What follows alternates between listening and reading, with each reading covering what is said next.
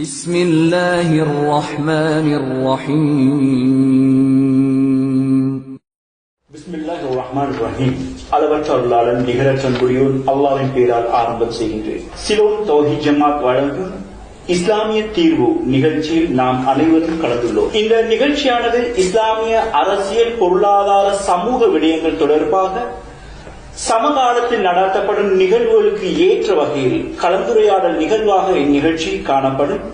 அந்த வகையில் இன்றைய நிகழ்ச்சியில் கலந்து கொள்கின்றார் தமிழ் உலகில் இஸ்லாமிய மார்க்க பிரச்சாரகராக மிளிரும் NTF நிறுவனத்தின் தலைவர், நிறுவனர் மற்றும் எளிய முறையில் அல் குர்ஆனை மொழிபெயர்த்து தமிழ் உலகுக்கு அதன் விரிவாக்கத்தை வழங்கிய சகோதரர் பி ஜெயினுல் ஆப்தீன் உலவி அவர்கள் எம்முடன் கலந்து கொள்கின்றார். அஸ்ஸலாமு அலைக்கும் வரஹ்மத்துல்லாஹி வபரகாத்துஹு. வலைக்கும் ஸலாம் வரஹ்மத்துல்லாஹி வபரகாத்துஹு. கேள்விகளுக்கு செல்வோம். நபிகள் நாயகம் ஸல்லல்லாஹு அலைஹி வஸல்லம் அவர்களை பற்றி இன்றைய காலகட்டத்தில் அதிகமான அளவு மேலெத்திய நாடுகளும் கீழெத்திய நாடுகளும் அதிக அளவு அவர்களை கேலி சித்திரம் வரைகின்றார்கள். உதாரணமாக மேலெத்திய நாடுகளில் டென்மார்க் நாட்டில் ஜிலன் போஸ்டன் என்ற பத்திரிகை நபிகள் நாயகம் அவர்களை ஒரு பயங்கரவாதியாக சித்தரித்தது.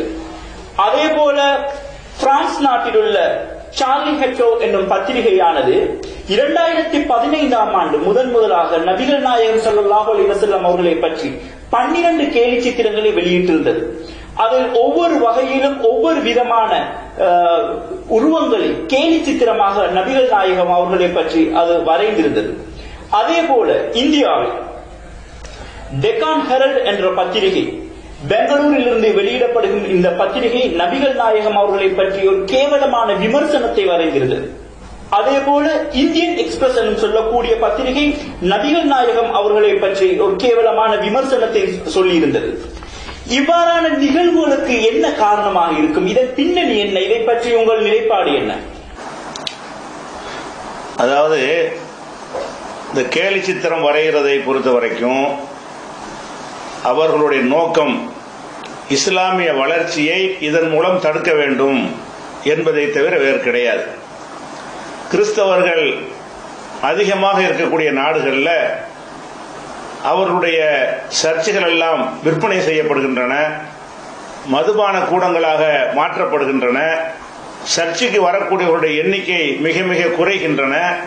சில சர்ச்சுகள் பள்ளிவாசல்களாகவே விற்கப்பட்டு பள்ளிவாசல்களாகவே மாறி இருக்கின்றன. இதையெல்லாம் பார்த்து நம்முடைய மதம் தேய்ந்து கொண்டிருக்கிறது, இஸ்லாம் வளர்ந்து கொண்டிருக்கிறது என்று நினைத்து இஸ்லாத்திற்கு எதிராக களமிறங்க திட்டமிட்டு, அப்படி களமிறங்குவது என்று சொன்னால் இஸ்லாத்தினுடைய கொள்கை கிறிஸ்தவ கொள்கை எது சரி என்று ஒப்பீட்டு அளவில் அதை நிலைநாட்டிவிட்டு வளர்க்க முடியாமல் நபிகள் நாயகம் ஸல்லல்லாஹு அலைஹி வஸல்லம் அவர்களை இழிவுபடுத்த வேண்டும், இஸ்லாத்திற்கு பயங்கரவாத முத்திரை குத்த வேண்டும், பெண்களை இஸ்லாம் கொடுமைப்படுத்துகிறது என்று சொல்ல வேண்டும். இது போன்ற ஒரு 2-3 அஜெண்டாக்களை வைத்து இஸ்லாத்தின் மீது ஒரு வெறுப்பை விதைத்து விட்டோம் என்று சொன்னால் அந்த இஸ்லாத்தை நோக்கி செல்லக்கூடிய மக்களை நம்ம தடுத்து விட முடியும், அதனுடைய வளர்ச்சியை நிப்பாட்டி விட முடியும், நம்ம மதத்தில் உள்ளவர்களை தக்க வைக்க முடியும் என்ற ஒரே நோக்கத்தில் தான் திட்டமிட்டு இந்த காரியங்களை செய்து வருகிறார்கள். இப்ப நோக்கம் என்னவென்று சொன்னால் இஸ்லாம் தாறுமாறாக வளர்கிறது. நம்ப முடியாத அளவுக்கு இஸ்லாம் என்ன செய்கிறது? மேற்கத்திய நாடுகள்ல வளர்ந்து கொண்டிருக்கிறது. அந்த வளர்ச்சியை தடுப்பதற்கு அவர்கள் கண்டுபிடித்த வழி இதுதான். உண்மையில் அவர்கள் வளர்ச்சியை தடுக்க நினைத்தால் என்ன செய்ய வேண்டும்?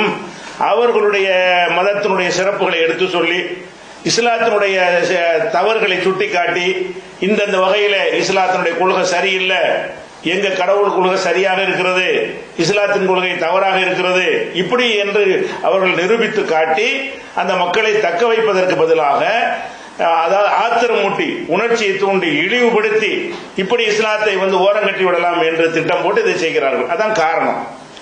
பிற மத கடவுளர்களை முஸ்லிம்கள் ஏசலாமா அல்லது அவர்களை விமர்சித்து அவர்களை உள்ளங்களை புண்படுத்தும் வகையில் கேலி செய்யலாமா? இஸ்லாம் இதற்கு வழிவகுத்துள்ளதா? அதாவது இந்த கேள்விக்கு போறதுக்கு முன்னாடி இந்த கேலி சித்திரம் வரைகிறத பற்றி ஒரு நிலைப்பாட்டை அறிந்து கொள்ள வேண்டும். இப்ப நபிகள் நாயகம் ஸல்லல்லாஹு அலைஹி வஸல்லம் அவர்கள் கேலி சித்திரம் வரைகிறார்கள். கேலி சித்திரம் வரைவதாக இருந்தால், அவர் ஒரு ஆளை வைத்து விமர்சனம் பண்ணுவதற்காக வரைந்தால் அந்த மனிதர் உயிரோடு இருக்க வேண்டும். இருந்தால்தான் இவர்கள் கேலி சித்திரம் வரைந்தது அவருக்கு தெரியும். அவர் தன்னுடைய நிலையை விளக்குவார். இறந்து போன ஒருவரை பற்றி கேலி சித்திரம் வரைதல் என்பது ஒரு காட்டு மிராண்டிகள் செய்யக்கூடிய ஒரு விஷயம்தான். இறந்து போன மனிதனை விமர்சிப்பது, இறந்து போன மனிதனை அவனுடைய உருவ அமைப்பை கேலியாக சித்தரிப்பதெல்லாம் மரணித்தவர்களை பற்றி இழிவாக கருதக்கூடிய ஒரு போக்கு என்பதை முதல்ல புரிந்து கொள்ள வேண்டும். மூளை உள்ள யாரும் இப்படி செய்ய மாட்டார்கள். அதுபோக இஸ்லாத்தை பொறுத்த வரைக்கும் நபிகள் நாயகம் ஸல்லல்லாஹு அலைஹி வஸல்லம் அவர்களுக்கு அந்த உருவம் எது என்று நமக்கு தெரியாது. உருவம் வரையலாமா வரையக்கூடாது ரெண்டாவது இருக்கு. இருந்ததா, நபித்தோழர்கள் வரைந்தார்களா, வரைந்திருந்தால் அது எவ்வளவு பாதுகாக்கப்பட்டு சேர்ந்திருக்கும். அப்ப நபிகள் நாயகம் ஸல்லல்லாஹு அலைஹி வஸல்லம் அவர்களுடைய உருவம் எப்படி இருக்கும் என்று தெரியாத அளவுக்கு அந்த சமுதாயத்தை அவர்கள் வார்த்தெடுத்திருக்கும் பொழுது கற்பனையாக எதை வரைந்து கொண்டு இவர்தான் முகமது நபி என்று காட்டுவது அது ஒரு மடமையிலே ஒரு மடமை. அவர்கள் விமர்சிப்பதாக இருந்தால், கருத்துக்களை கொள்கைகளை விமர்சிப்பதாக இருந்தால் அதுக்கு விமர்சிக்கலாம். அவர்கள் அப்படி விமர்சிப்பார்களே ஆனால் அதை சித்தாந்த ரீதியாக எதிர்கொள்வதற்கு நாம தயாராக இருக்கிறோம். உதாரணமாக இவர்கள் கார்ட்டூனுக்கு எடுத்துக்கொண்ட விஷயம் என்ன தெரியுமா? முகமது நபி அவர்கள் ஒரு சிறுமியை திருமணம் செய்தார்கள் என்ற ஒரு பேசிக்கை வைத்துக் கொண்டு, ஆயிஷா நாயை திருமணம் செய்து வைத்துக் கொண்டு அது மாதிரியான ஒரு கார்ட்டூனை போடுவது, ஆயிஷாண்டை ஒரு உருவத்தை வரைவது, ஆயிஷாவுக்கு உருவம் எது தெரியாது நமக்கு, முகமதுல ஒரு உருவத்தை வரைவது, அந்த ரெண்டை வைத்து இப்படியான கருத்தை வைத்து முகமது ரொம்ப ஒரு மோசமான ஒரு ஆளு என்பதை இதன் மூலம் சொல்ல வரக்கூடிய அந்த பிரான்ஸ்ல உள்ள அறிவியினர்களுக்கு திராணி இருக்கும் என்று சொன்னால், இது குறித்து பகிரங்க விவாதம் வர்றது தயாரா? முஸ்லிம் அறிஞர்கள் உலக அளவில் தயாராக இருக்கிறார்கள். இது என்ன வகையில் நீ தவறு என்கிறாய், இது எந்த சூழ்நிலை நடந்தது என்பதெல்லாம் விளக்கி தெல்ல தெளிவாக நிரூபிப்பதற்கு தயாராக இருக்கிறார்கள். அதற்கு கருத்து ரீதியாக வாதங்களை எடுத்து வைத்து நீ கார்ட்டூன் சொல்லி உன்னுடைய வக்கர புத்தியை மட்டும் காட்டுகிறீர்கள். நாங்கள் என்ன சொல்கிறோம், எங்களுடைய கருத்து என்ன, நீ அதுக்கு என்ன மறுப்பு சொல்கிறாய், உன் மறுப்புக்கு எங்களுடைய மறுப்பு என்ன என்பதெல்லாம் வைத்து பேசுவதற்கு இவர்கள் தயாராக இருந்தார்களே ஆனால் நாமும் தயாராக இருக்கிறோம். சர்வதேச அளவில் முஸ்லிம்கள் நிறைய அறிஞர்கள் தயாராக இருக்கிறார்கள். இது ஒரு விஷயத்தை எடுத்துக்கொள்கிறார்கள். அதுபோல நபிகள் நாயகம் சிறுமியை கல்யாணம் பண்ணாங்கன்னு சொன்னா அவங்க ஆரம்ப காலத்தில் இன்னொரு அடிப்படை சுருக்கமா அதுக்கும் சொல்லி கொடுக்கணும். நபிகள் நாயகம் ஸல்லல்லாஹு அலைஹி வஸல்லம் அவர்கள் இறை தூதர் ஆன பிறகு 40 வயசில் இறை தூதர் ஆகிறார்கள். 40 வயசுக்கு முன்னாடி வரைக்கும் அவர்கள் ஒரு வியாபாரியாக சாதாரண மனிதராக இருந்தார்கள். அந்த ஊர் மக்களை கூட நடந்து வந்தார்கள். 40 வயதுக்கு இறை தூதர் என்று வந்த பிறகு கூட அல்லாஹ்விடமிருந்து என்னென்ன கட்டளை வருகிறதோ அந்த கட்டளைப்படி அவர்கள் நடப்பார்கள். கட்டளை வராத விஷயங்கள்ல அந்த நாட்டில் அந்த ஊரில் உள்ள வழக்கப்படி எல்லாம் நடந்து கொள்வார்கள். துவக்க காலத்தில் நபிகள் நாயகத்துடைய ஆரம்ப நபியாக ஆரம்பிக்க அந்த காலத்தில் எல்லாம் அவர்களுக்கு ஓரிரை கொள்கை தான் வகையாக வந்தது. பல ஆண்டுகளுக்கு பிறகுதான் மதுபான சூது பல தீமைகள் எல்லாம் தடுக்கக்கூடிய வசனங்கள் படிப்படியா 23 ஆண்டுகளில் வருகிறது. அப்ப துவக்க காலத்தில் அந்த நாட்டிலே அரபு நாட்டிலே சிறுமிகளாக இருக்கக்கூடியவர்களை திருமணம் செய்து தாம்பத்தியம் நடத்துவதல்ல, ஒப்பந்தம் செய்து வைத்துக் கொண்டு அவங்க வயசுக்கு வந்த பிறகு இல்லறம் நடத்தக்கூடிய ஒரு வழக்கம் அன்றைய சமூகத்தில் சர்வ சாதாரணமாக இருந்தது. அப்ப நபிகள் நாயகம் அவர்களுக்கு வந்த இறை வெளிப்பாட்டில் அது கூடும் என்றோ கூடாது என்றோ சொல்லப்படாத காரணத்தினால் அந்த ஊரில் இருந்த வழக்க பிரகாரம் செய்து கொண்ட திருமணமே தவிர அது காம உணர்வுக்கு திருமணம் செய்பவராக இருந்தால் இப்ப திருமணம் செஞ்சு 4 வருஷத்துக்கு பிறகு இல்லறம் நடத்தக்கூடிய ஒரு சிறுமியை திருமணம் பண்ணுவாரு, அல்ல சிறுமியோடைய வாழ்க்கை நடத்தி விட்டாரா? இல்ல. அப்ப இந்த ஒரு அடிப்படையில் செய்தார்கள்.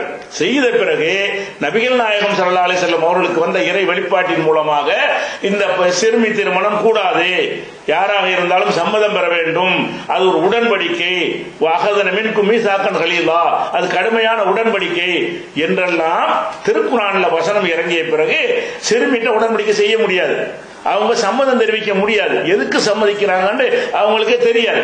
அதனால பருவம் அடைந்த பிறகுதான் திருமணம் செய்ய வேண்டும் என்கிற ஒரு சட்டத்தை அதே நபிகள் நாயகம் கொண்டு அந்த சிறுமி திருமணத்தை தடுத்து விட்டார்கள். எந்த ஒரு விஷயத்தை இவர்கள் கேலியாக நினைக்கிறார்களோ அது நபிகள் நாயகம் அவர்களாலே தடுக்கப்பட்டு அதற்கு இஸ்லாத்தின் அனுமதி இல்லை என்று சொல்லப்பட்டு விட்டது.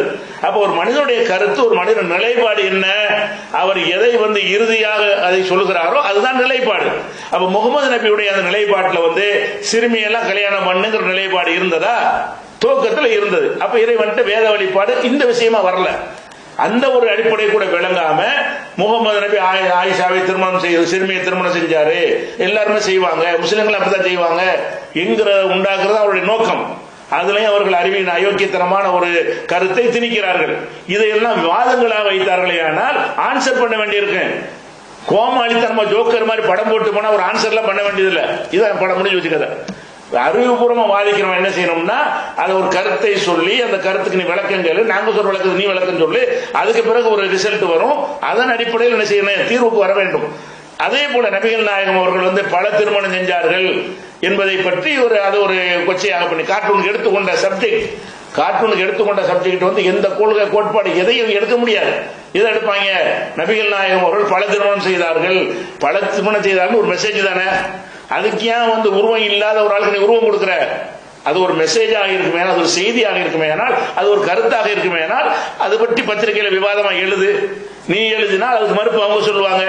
அப்படி சொல்வதற்கு பதிலாக ஒரு உருவத்தை வரைந்து உங்களை பிரதானம் அந்த பிரான்சுடைய அதிபர் இருக்காரு, அவர் உருவமா வரைஞ்சி 2 கோரப்பல் வச்சு மாமிசம் கட்டிச்சு திங்கிற மாதிரி எல்லாம் படம் போடுவது இது ஒரு மனுஷன் செய்யற வேலையா? அவன் என்ன தப்பு செஞ்சாலும் தப்பு சொல்லு, அது ஆர்குமெண்ட் பண்ணு, விவாதம் பண்ணு. அந்த விவாதத்தின் மூலமா அவனுடைய கருத்து நிலைநாட்டு. நபிகள் நாயகம் செஞ்ச பலதாரமான தவறுங்கிறியா? அது காம இச்சைக்கு செய்யல. நபிகள் நாயகம் அவர்கள் 25 வயசா இருக்கிற நேரத்தில் கூட 40 வயசு விதவையை திருமணம் செய்து அந்த விதவையோடவே நினைஞ்சாங்க. அவங்க 50 வயசு வரைக்கும் வாழ்க்கை நடத்தினார்கள். 25 வருஷம் அந்த ஒரு பெண்ணோடு தான் வாழ்ந்தார்கள். தன்னை விட வயது மூத்தவரோடு. காமம் உள்ளவராக இருந்தால் நடக்க மாட்டார். அப்போ திருமணம் செய்யவே இல்லை. அப்ப செஞ்ச யாரும் கேட்கவும் மாட்டாங்க. அந்த ஊர்ல ஒரு வழக்கமாக இருந்தது. அடுத்தடுத்த கல்யாணம் எடுத்துக்கொண்டாலும் உடனே காமத்தை தீர்க்கும் விதமாக இருக்கவில்லை. அதற்கு வேற வேற காரணங்கள் எல்லாம் இருக்குது என்பதை நூல் வடிவிலையும் வீடியோக்களோடையும் நாம தெளிவுபடுத்தியிருக்கிறோம். அதுல உங்களுக்கு சர்ச்சை இருக்கும் என்று சொன்னால் அதை உங்களுடைய பத்திரிகையில் எழுதுங்க, அது பிரசுரமா போடுங்க, அல்ல பகிர்ந்து விவாதத்துக்கு தயாரான அழைப்பு கொடுங்க.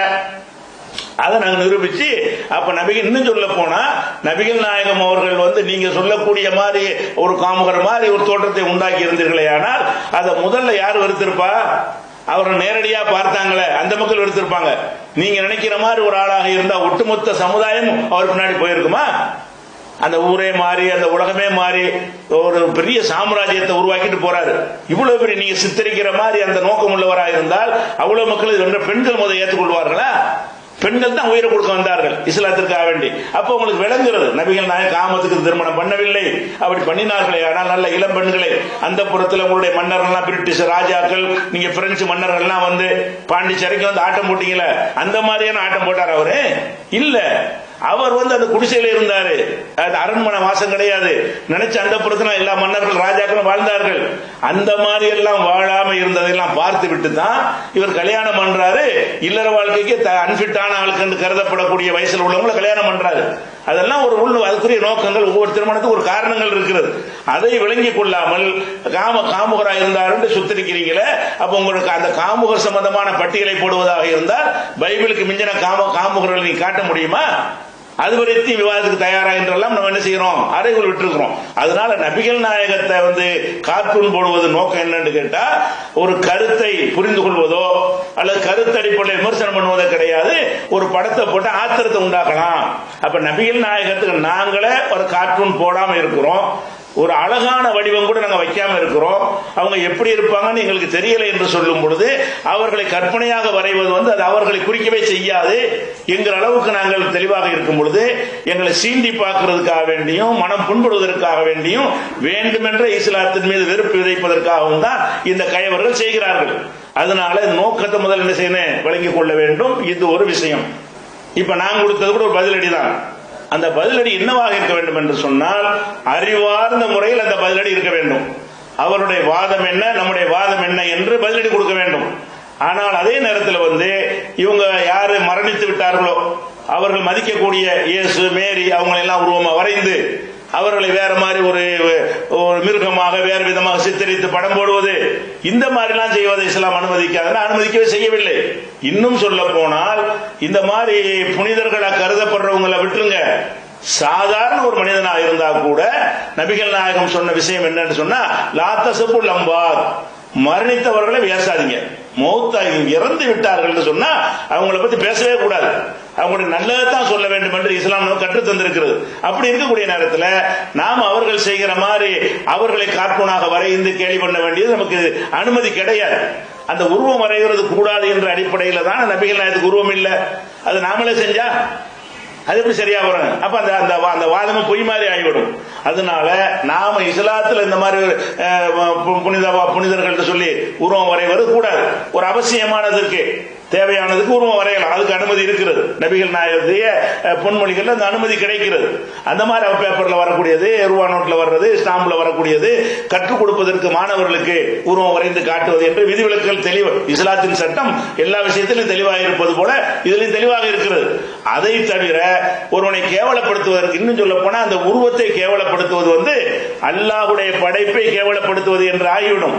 இறைவன் ஒருத்தன் ஒரு விதமாக படைத்திருக்கும் பொழுது அவனுடைய படைப்பை கார்ட்டூன்ல கேலி பண்றது இல்ல, வெளி சும்மா கேலி பண்றது. குள்ளனா இருக்கிறான், அவன் நட்டையனா இருக்கிறான், அவன் பல் நட்டிக்கிட்டு இருக்கிறான் என்றெல்லாம் சொல்லி அவனை உசுரோட வச்சுக்கிட்டு பேசுவதே எங்களுக்கு கூடாது. அவனுடைய தன்மையை பேசு, அவனுடைய குணத்தை பத்தி பேசு, அவனுடைய கொள்கையை பத்தி பேசு, அவனுடைய பிரச்சாரத்தை பத்தி பேசு, அதை விவாத பொருள் ஆக்கலாம். அதை விட்டு அவனுடைய தோற்றத்தை ஒரு அசிங்கப்படுத்துவது இஸ்லாத்தில் அனுமதி இருக்குதா? அனுமதி கிடையாது. அதான் லா யஸ்கர் கௌமுன் மின் கௌமின், ஒரு சமுதாயத்தார் இன்னொரு சமுதாயத்தை கேலி செய்யாதீர்கள். இதெல்லாம் கேலி. வாதம் பண்ணு, நாங்க என்ன வைக்கிறோம், இதுக்கெல்லாம் பின்வாங்கி ஓடல. உனக்கு திராணி இருந்தா எதை பற்றி வேண்டுமானு வாதம் பண்ணவா, அது செய்யணுமே தவிர கேலி பண்ணுவது விவாதமா? ஒரு கருத்தை வைக்கும் பொழுது அவனை வேற மாதிரி, அவன் கழுத்துல செருப்பு போட்ட மாதிரியும் சாணியை பூசின மாதிரி ஒரு படத்தை போட்டு விடுவது அவனுடைய கேள்விக்குரிய பதில் ஆகுமா? அது பதில் கிடையாது. அது யார்கிட்ட பதில் அவன் செய்வான், நம்ம கிட்ட பதில் இருக்கிறது. அப்ப நீ எந்த மாதிரியான ஆன்சர் கேள்வி கேட்டாலும் பதில் இருக்கக்கூடிய நேரத்தில் அது நமக்கு தேவையும் இல்லை. நம்ம மார்க்கத்தில் உருவங்களை கேலி செய்வது, அல்லாஹ் படைச்சிருக்கிறான் ஒரு மனுஷனை, அவனை இயற்கை எப்படி இருக்கிறானோ அதிலேயே கேலி செய்யக்கூடாது என்று சொன்னா அவன் இருக்கிறதுக்கு மாற்றமாக வரைகிறது கார்ட்டூன் என்பது. கார்ட்டூன் சாதாரண உருவம் என்பது அவனை ஏறக்குறைய எப்படி பிரதிபலிக்கும். கார்ட்டூன் என்பது என்ன, அவனை ஒரு மாதிரியாக என்ன செய்யுது, ஒரு வளைச்சி நெளிச்சு அவன் தான் கண்டுபிடிக்கிற மாதிரி இருக்கு. அப்படி அவன் இருந்திருக்க மாட்டான். அப்போ ஒரு மனிதனை இறைவன் எப்படி படைத்திருக்கிறானோ அதுக்கு மாற்றமாக வரைவதற்கு பேர் தான் கார்ட்டூன். இது கார்ட்டூன் என்பது ஒரு மனுஷனை புண்படுத்துவதற்கு பேர் கருத்து சுதந்திரமா? ஒருவரை கருத்து சுதந்திரம் ஒரு நாட்டினுடைய அதிபர் கருத்து சுதந்திரம் சொன்னா ஒருவரை புண்படுத்துவது கருத்து சுதந்திரமா? அந்த நாட்டுடைய பிரெஞ்சு நாட்டு அதிபரை சட்ட வேட்டிலாம் முழு நிர்வாணமா விட்டு ஒருத்தன் வரைஞ்சான்னு சொன்னா கருத்து சுதந்திரமா? அது அந்த நாட்டில் ஒரு பொம்பளை அவர் என்ன செய்யறான், ஒருத்தன் எல்லாத்தையும் உறிஞ்சி மொத்தமா நிர்வாணமா இருக்கிற மாதிரி போட்டு, யார் அந்த பிரதமருடைய மனைவிய, இது என்னுடைய கருத்து சுதந்திரம். அப்ப அவனுக்கு கோவம் வருது. அப்படி செய்யக்கூடாது. ஏன்? கருத்து சுதந்திரம்னா கருத்தா? இது கருத்தாக இருப்பதை தான் கருத்து சுதந்திரம் சொல்லணும். கிறுக்குத்தனத்தையும் பைத்தியக்காரத்தனையும் முட்டாள்தனத்தையும் கருத்து சுதந்திரம் சொல்வார்களே, ஆனா இது அவர்கள் வீம்புக்கு செய்து விட்டு சமாளிக்கிறார்கள். உண்மையில் அந்த கருத்து சுதந்திரம் எந்த ஒரு அறிவானையும் ஏற்றுக்கொள்ள மாட்டான். அதனால அந்த கார்ட்டூன்ல ரெண்டு விஷயம் இருக்கிறது. ஒண்ணு, நீங்கள் உருவத்தை இழிவுபடுத்துகிறீர்கள். அதுவும் இல்லாத ஒரு, நாங்கள் உயர்வாக மதிக்கிற கண்ணியமாக மதிக்கிற ஒரு நபிக்கு நீங்கள் கற்பனையில தோன்றக்கூடிய அற்பமான கீழ்த்தரமான ஒரு தோற்றத்தை கொடுக்கிறீர்கள். அந்த செய்தி நல்லதா இருந்தா கூட நாங்கள் ஏற்றுக்கொள்ள மாட்டோம். ஆனா நீங்க என்ன செய்றீங்க, அந்த நபிகள் நாயகத்தினுடைய உருவத்தை கொச்சைப்படுத்தும் பொழுது அப்படி செய்யக்கூடாது என்ற கொள்கையில உள்ள நாங்கள் அப்படி செய்வதும் இல்லை. அப்படி இருக்கும்போது செஞ்சால் வீண் வம்புக்கு வர்றீங்கன்னு அர்த்தம். அதை செய்கிறார்கள். ரெண்டாவது அதனோடு போடக்கூடிய செய்திகளை பார்த்தீங்கன்னா, அந்த சிறுமியை இழுத்துட்டு போற மாதிரி போட்டா என்ன அர்த்தம்? காமுகர்னு காட்டுவது அர்த்தம். பல பெண்களை கல்யாணம் பண்ணாருன்னு சொன்ன அந்த புறத்தில் ஆட்டம் போட்டீங்களே, உலகம் பூரா எத்தனை பண்ணீங்க? மேற்கத்திய நாடுகள்லாம் இந்தியா வரைக்கும் இதுக்கு ஆட்சி பிடிக்க வந்தீங்க. அப்ப உலகம் பூரா போய் இந்த மாதிரியான காம வேட்டையாடிய அந்த மாதிரியான ஆளுக்கு என்ன செய்யறாங்க? இதை நபிகள் நாயகத்தை பத்தி விளங்காம ஒரு குடிசையில வாழ்ந்து பேரிச்ச பழத்துக்கிட்டு இருந்த ஒருத்தர் காம வெறி பிடிச்சு அலைய முடியுமா? உங்களை மாதிரி வாழ்ந்தாரா? தங்கத்துல சிம்மாசனம் வச்சிருந்தாரா? தங்க செருப்பு போட்டாரா? பெரிய அரண்மனை வச்சிருந்தாரா? மெய்காப்பல் வச்சிருந்தாரா? அந்த புறத்தில் ஆயிரக்கணக்கான பெண்களை வைத்து ஆட்டம் போட்டாரா? அவர்களை எல்லாம் நீங்க காமுகர்னு சொல்லல. அவர்கள்லாம் உங்களுக்கு புனிதர்கள், அவர்கள்லாம் உங்களுக்கு புண்ணியமானவர்கள், கர்த்தரால் ஆசீர்வதிக்கப்பட்டவர்கள் என்றெல்லாம் ஒரு பக்கம் எழுதி வைத்துக் கொண்டு நபிகள் நாயகத்தை தேடி தேடி பாக்குறீங்க. அவர் சட்டப்படி முறைப்படி உலகத்தை டிக்ளேர் பண்ணிவிட்டு, சும்மா ஒரு பொண்ணை தொட்டா கல்யாணம் தான் பண்ணுவேன் என்று சொல்லிவிட்டு, அந்த கல்யாணம் பண்ணும் போது கட்டளைகளாக தேர்ந்தெடுக்காம அவங்க வாழ்வாதாரம் இழந்து கணவனை இழந்து கஷ்டப்படுறாங்க. பல காரணங்களுக்காக வேண்டி அவர்கள் திருமணம் செய்து தன் திருமணத்தின் மூலமாக தன்னுடைய செய்திகள் எல்லாம் பல மனைவிகள் மூலம் இருந்தால் தான் முழு செய்தியும் உலகத்துக்கு சென்றடைய முடியும் என்ற நோக்கத்திற்காகத்தான் இந்த திருமணங்கள் நடந்தன என்பதெல்லாம் இஸ்லாத்தில் பதில் இருக்கிறது. அதற்கு மாற்றமாக என்ன செய்யறாங்க, இந்த இழிவை செய்கிறார்கள். நாம அது மாதிரி செய்யக்கூடாது. யாரையும் அந்த கார்ட்டூனாக வரைந்து கேவலப்படுத்துவது அந்த உருவத்தை கேவலப்படுத்துவதற்கு பெரிய அதுக்குரிய அந்த குற்றமாக ஆகிவிடும். நபிகள் நாயகத்தினுடைய ஒரு மனைவி இன்னொரு மனைவியை பற்றி அவங்க குள்ளமா இருக்கிறாங்க நபிகள் நாயகத்தில் சொல்றாங்க. அப்ப நபிகள் நான் என்ன சொன்னாங்க, அல்லாஹ் படைச்ச அந்த படைப்பை நீ குறை சொன்னது, நீ புறம் பேசி இருப்பது, இதை கடல்ல கரைச்சா கூட அது அன்னத்தை நாசமாக்கிறேன் என்கிற அளவுக்கு இதெல்லாம் பெரிய குற்றமாக இஸ்லாம் நமக்கு சொல்லி தந்திருக்கிறது. அதனால நம்ம அவர்கள் செய்கிறார்கள் என்பதற்காக வேண்டி ஈசா நபியை பத்தி போடுறாங்க. அப்படிலாம் போட்டாங்க ஒரு காலத்துல. தந்தை இல்லாமல் ஒருத்தர் பிறந்தா என்ன மாதிரி பேசுவாங்க, அப்படி எல்லாம் யூதர்கள் விமர்சனம் பண்ணினார்கள். அதெல்லாம் நாங்க செய்ய மாட்டோம். நாம என்னது, ஈசா நபியை அல்லாஹ்வுடைய தூதர் என்று மதிக்கிறோம். அவர்கள் மாதிரி இழிவுபடுத்தக்கூடிய செயலை நாம செய்ய மாட்டோம். மரியம் அவர்களை இந்த உலகத்து பெண்கள்ல சிறந்த பெண் நம்ம மதிச்சுக்கிட்டு இருக்கிறோம். அவன் என்ன செய்யறான்னு கேட்டா, நபிகள் நாயகத்தை இழிவுபடுத்தும் மூலமாக அந்த மதத்தை வளர்த்து விடலாம், இஸ்லாமியர்களை புண்படுத்தி விடலாம், அவங்க தாவா பண்ணும்போது வெக்கப்படக்கூடிய வைத்து விடலாம் அப்படி நினைக்கிறார்கள். எல்லாம் ஆன்சர் வச்சுக்கிட்டு இருக்கிற நாங்க இதுக்கெல்லாம் வெக்கப்பட மாட்டேங்கிற பதில் இருக்கிறது. நீ கருத்தால் சந்திக்க வந்தால் நம்ம தயாரா இருக்கும். அதான் அதுக்குள்ள பதில்.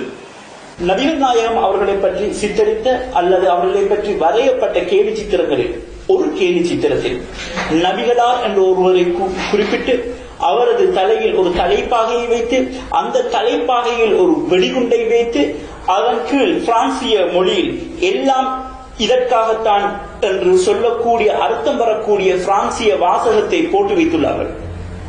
இதன் மூலமாக நான் நினைக்கின்றேன், இது ஒரு இஸ்லாம் ஒரு தீவிரவாத மார்க்கம், இஸ்லாம் ஒரு பயங்கரவாத மார்க்கம், அல்லது நபிகள் நாயகம் அவர்கள் ஒரு பயங்கரவாதி தீவிரவாதி என்றுதான் உலகத்துக்கு அவர்கள் ஏதோ ஒரு முனை காட்ட வருகின்றார்கள் நினைக்கின்றேன். உங்களது பதில் என்ன? நான் ஏற்கனவே சொன்னது போல அது ஒரு 3 தான் செய்வாங்க. அந்த 2 விஷயத்தோட இந்த பயங்கரவாதியா காட்டக்கூடிய விதத்தில் என்ன செய்வாங்க, துப்பாக்கி வச்சுக்கிற மாதிரி ஒரு தடவை போடுவாங்க, கத்தியால குத்துற மாதிரி போடுவாங்க, வாள் எடுத்துட்டு வெட்டுற மாதிரி போடுவாங்க. இப்ப வெடிகுண்டு வைக்கிற மாதிரி என்ன செய்யறாங்க, நபிகள் நாயகம் காலத்துல இந்த வெடிகுண்டு இல்ல, வெடிகுண்டு வைக்கிற மாதிரி என்ன செய்யறாங்க, ஒரு படத்தை போட்டு அவரை இப்படியான ஒரு பயங்கரவாதின்னு சித்தரிக்கிறாங்க. இப்படி சித்தரிக்கிறவன் யாரு, உலகம் முழுவதும் படையெடுத்து போய் மக்களை கொத்து குண்டுகளை போட்டு லட்சக்கணக்கில் கொன்று குவித்த படு பாவிகள் இதை சொல்கிறான். முதல் இஸ்லாம் சொல்ல, 2வது வருவோம். இவனெல்லாம் யாரு, சொந்த நாட்டில் இருந்து ஆளுவதை விட்டு ஆப்கான்ல போய் குண்டை போடுறான், ஈராக்ல குண்டை போடுறான். அதே மாதிரி ஒவ்வொரு நாடுகள்லையும் அந்த அழிச்சு நாசமாக்குறான், கௌதமாலாவில் போடுறான், வியட்நாம்ல கொண்டு போடுறான். இந்த மேற்கத்திய உலகத்தின எல்லாம் கூட்டுப்படையில் சேர்ந்து கொண்டு அதுல இந்த பிரான்சும் அடங்கி இருக்கிறது. இவர்களும் என்ன உலகத்தை எல்லாம் ஆளுவதுன்ற பேர்ல இந்தியா வரைக்கும் சில பகுதிகள் பிரெஞ்சு ஏரியாண்ட இருக்கிறது. இப்படி நாடு பிடிப்பதும் அடுத்தவனை அழிக்கிறதும். நாடு எப்படி பிடிச்சிங்க, உங்க பீரங்கியை வச்சு துப்பாக்கி வச்சு தான் பிடிச்சிங்க. இதுக்கு பேர் தான் அது தீவிரவாதம். இன்னும் சொல்ல போனால் அமெரிக்காவில் பூர்வீக குடிமக்கள் கருப்பர் மக்கள் அவர்கள் ஆயுதங்களை கொண்டு விரட்டி பணிய வைத்து விட்டு நீங்கள் நிலத்தை பறித்துக் கொண்டீர்கள். அப்படியெல்லாம் செய்த பயங்கரவாதிகளாக இருக்கக்கூடியவர்கள் அவ்வளவு இந்த பயங்கரவாதத்தையே உலகத்துக்கு அறிமுகப்படுத்திய ஒரு கூட்டம் யாருன்னு கேட்டா மேற்கத்திய உலகம். அதாவது கிறிஸ்துவர்கள் ஆட்சி நடத்தக்கூடிய நாடுகள் தான் உலக நாடுகளை எல்லாம் போய் ஆக்கிரமித்து இருக்கிறதே தவிர வேற எந்த ஒரு மதத்தினர் வாழுகிற ஒரு நாடும் இன்னொரு நாட்டில் போய் இந்த மாதிரி யுத்தம் செய்து எல்லையில சண்டை வரும், அது வேற விஷயம். எங்கேயோ உள்ள அமெரிக்கா எங்க இருக்கான், ஆப்கான் எங்க இருக்கான், அமெரிக்கா எங்க இருக்கான், ஈராக் எங்க இருக்கிறான், அங்கெல்லாம் அந்த மக்களை அன்று கொன்று குவிச்சு இன்னைக்கு வரைக்கும் ஒவ்வொரு நாடுகளையும் படைத்தளங்களை வைத்துக் கொண்டு வெடிகுண்டு தான் வியாபாரம். ஆயுத தொழில் குலத்தொழில ஆயுதம் விற்கிறது. இவருடைய தொழில என்னது, இந்த ஆயுதத்தை விற்கிறது, சண்டையை ஊட்டுறது. ரபேல் விற்கிற, ரபேல் எதுக்கு விற்கிற, சமூக சேவைக்கு விற்கிற. நீ பிரான்சுடைய தொழில் என்ன, உன்னுடைய தொழில இந்த பயங்கரவாதத்துக்கு பயன்படக்கூடிய ஆயுதங்களை உற்பத்தி செய்து உலக நாடுகளுக்கு வித்து அதுல சம்பாத்தியம் திங்கிறது எல்லாமே பயங்கரவாதத்திற்கு பயன்படுகிற பொருள்களை தான் சம்பாதிக்கிறாய். நீ தேவையான அடிப்படையான பொருள்களை உற்பத்தி செய்து பணக்காரனாக இருக்கவில்லை. உன்னுடைய தொழில் எல்லா வருமானமும் என்ன என்று கேட்டால் பயங்கரவாதத்துக்கு உதவக்கூடிய அந்த ஆயுதங்களை தான் தயாரித்து உலகம் பூரா சப்ளை பண்றாங்க. பீரங்கியை சப்ளை பண்றான், ஏவுகணை சப்ளை பண்றான், விமானத்தை சப்ளை பண்றான். எல்லாம் என்னன்னு கேட்டா உலகத்தை அழிக்கக்கூடிய ஆயுதங்கள். இதை செய்யக்கூடியவன் சொல்றான், முகமது வெடிகுண்டே பார்க்காத முகமது நபி வெடிகுண்டை வச்சு கொண்டுட்டாருங்கிறாங்க. எப்படி தலைகளை மாத்துறாங்க. முகமது நபி வெடிகுண்டு வைக்கக்கூடியவராக தீவிரவாதியா இருந்தாரா? அவர் நேருக்கு நேர் யுத்தம் செஞ்சாரு. யாரை எதிரி நாட்டவர்கள் சண்டையிட்டு வரும் பொழுது அவர் ஜனாதிபதியாகவும் இருந்தார், அவரே போர்ப்படை தளபதியாகவும் இருந்தார். அப்ப நாட்டை அழிக்க வரக்கூடிய நேரத்தில் எதிர்த்து போர் செய்வது அந்த நாட்டு தலைவருக்கு கடமை. அது கூட மத்த தலைவர்கள்லாம் வந்து குளிரூட்டப்பட்ட அறையில் இருந்து கொண்டு உத்தரவு போடுவார்களே, அந்த மாதிரி அவர் செய்யல. மக்களை அழைத்து செல்லும்போது அவர் முதல் நிற்கிறாரு, வெட்டுப்பட்டாரு, காயங்கள் படுத்தப்பட்டாரு. அந்த மாதிரி நேரத்தில் கூட அந்த போர்க்களத்தில் சிறுவர்கள் பெண்களை கொண்டு விடாதீர்கள், பிற மதத்தினுடைய மத குருமார்கள் வந்துட்டு அவங்களை கொண்டு விடாதீர்கள், ஊரை வெற்றி பெறும்போது அந்த ஊருடைய வளங்களை அழித்து விடாதீர்கள், நீர்நிலைகளை வீணாக்கி விடாதீர்கள், பயிர் பச்சைகளை வெட்டி முறித்து விடாதீர்கள், அந்த நாட்டை சேதப்படுத்தி விடாதீர்கள், அங்குள்ள பெண்களை சூறையாடி விடாதீர்கள். இப்படியெல்லாம் சட்டம் போட்டு போர் செய்வதுன்னா எப்படின்னு சொல்லி கற்றுக் கொடுத்த ஒரு நபிகள் நாயகத்தை வந்து அவர் போர் செஞ்சாருங்கிற ஒரு காரணத்தை வைத்துக் கொண்டு வெடிகுண்டோட சம்மதப்படுத்துறான். போர் செய்யாத எவன் இருக்கிறான்? எல்லாரும் சங்க காலத்தில் நம்ம பார்த்திருக்கிறோம். ஒரு நாட்டை வெற்றி கொண்டார்களே ஆனால் அந்த நாட்டுக்குள்ள நுழைஞ்சி நீர்நிலைகளை எல்லாம் யானை விட்டு கலக்கி குடிக்க முடியாம ஆக்கி சொத்துக்களை எல்லாம் சூரியன் அடிச்சு நுறுக்கி தரமட்டம் நிர்மூலமாக்கி விட்டு நான் ஜெயிச்சிட்டோம் இருமாந்து இருப்பார்கள். மக்காவை நபிகள் நாயகம் வெற்றி பெறும் பொழுது என்ன செஞ்சாங்க? அந்த எல்லாரும் மக்கள் எதிர்த்து வரலைங்கும் பொழுது வாளை உரையில் போட்டு விடுங்கள், யாரும் எடுக்காதீர்கள், அனைவருக்கும் மன்னிப்பு, தன்னுடைய சொந்த குடும்பத்தில் உள்ளவர்களை எல்லாம் கொன்றவர்களுக்கெல்லாம் மன்னிப்பு கொடுத்தார்கள். அந்த மாதிரி வாழ்ந்த நபிகள் நாயகம் அவர்கள் உலகத்தில் சமாதானத்துக்கு அவர் நிகராக ஒருத்தரை காட்டவே முடியாது. அதே நேரத்தில் கோழைத்தனமாக சாமியார் அவர் இருக்கல, போரும் செய்தார். போர் யாரோட செஞ்சாரு? அவரை எதிர்த்து வரக்கூடியவர்களை போர் செஞ்சது அந்த நாட்டு மக்களை காப்பாற்றுவதற்கு. அவர் படையெடுத்து போய் காப்பாற்ற போர் செய்யவில்லை என்று சொன்னால் இந்த பிரெஞ்சுக்காரன் வந்த மாதிரி என்ன செய்வான்? நாட்டை அழிச்சிட்டு போயிருவானுவோ. அப்ப அந்த ஒரு நோக்கத்திற்காக போர் செஞ்சதை தவிர எந்த தீவிரவாதத்தை கற்றுக் கொடுத்தாரு? சில முஸ்லிம்கள் இந்த மாதிரி கொண்டு வைக்கிறாங்க கொள்றான்னு சொன்னா அது இஸ்லாத்துல வந்து அனுமதிக்கப்படாத ஒரு செயல்.